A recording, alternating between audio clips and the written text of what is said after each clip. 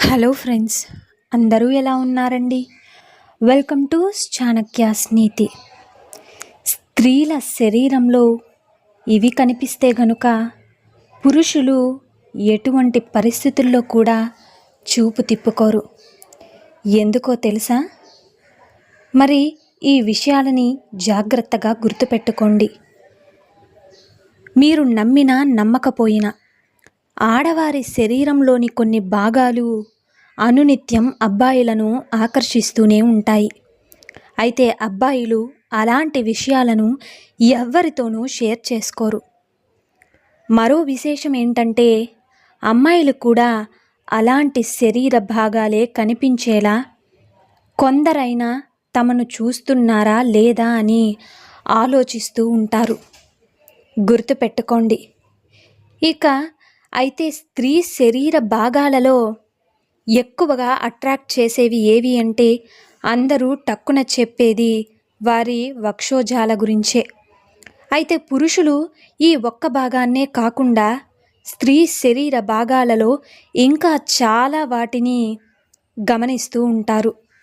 అలాంటి వాటిని చూసినప్పుడు వారికి చాలా ఆనందం వేస్తుందట.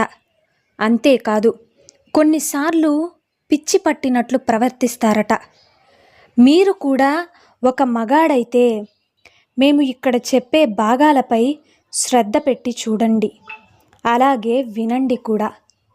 గుర్తుంచుకోండి, మీకు ఇప్పటికే వాటిపై అవగాహన ఉంటే మేము ఏం చెబుతున్నామో మీకు ఈ పాటికే అర్థమైపోయి ఉంటుంది.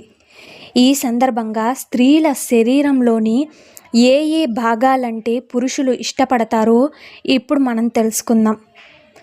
అలాగే ఫస్ట్ వక్షోజాలు.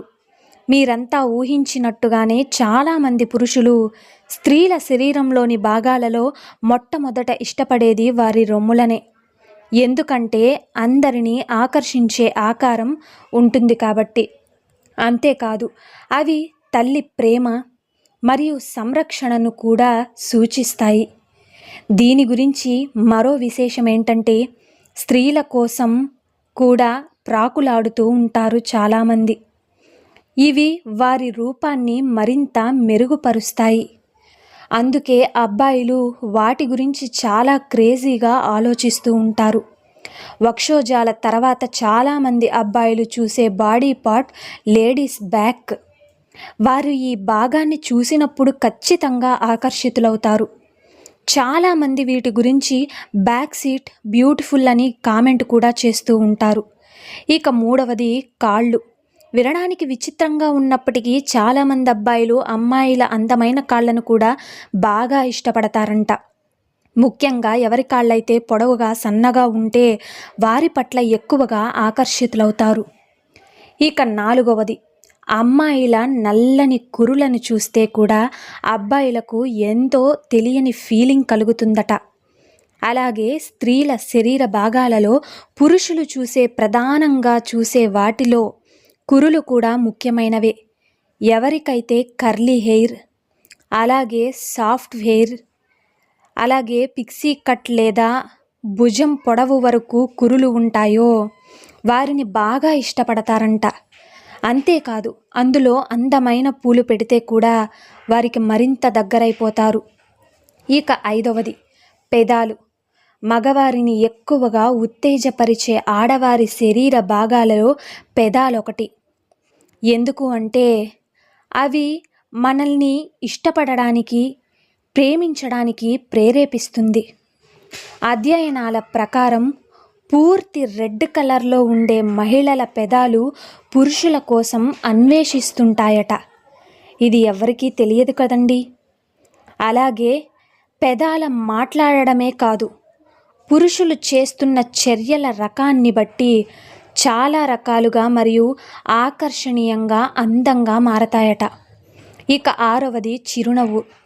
ఒక అందమైన మహిళ నుండి ఒక అందమైన చిరునవ్వుని ఎవ్వరూ అడ్డుకోలేరు.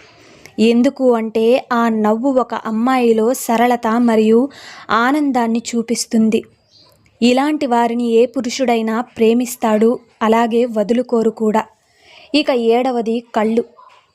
అమ్మాయిలు కళ్ళతో అలా కొంటెగా చూడడం అంటే అబ్బాయిలకు చాలా ఇష్టమట.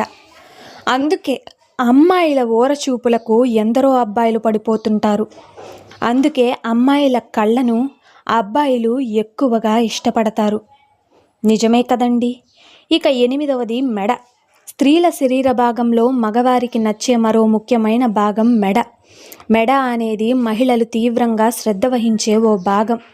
కొన్నిసార్లు మెడ పట్టుకుపోవడం వంటివి చేస్తే వారిని మీకు అనుకూలంగా మార్చేస్తాయట. 9 చేతులు. ఆడవారైనా మగవారైనా ప్రాథమికంగా ఏ పని చేయాలన్నా రోజువారి పనులకు చేతులు ఎంతగానో ఉపయోగపడతాయి. అలాగే మెజార్జీ పనులు వీటి వల్లే పూర్తవుతాయి. అర్థమైంది కదండి. సో చూశారు కదండి ఇవాల్టి వీడియో.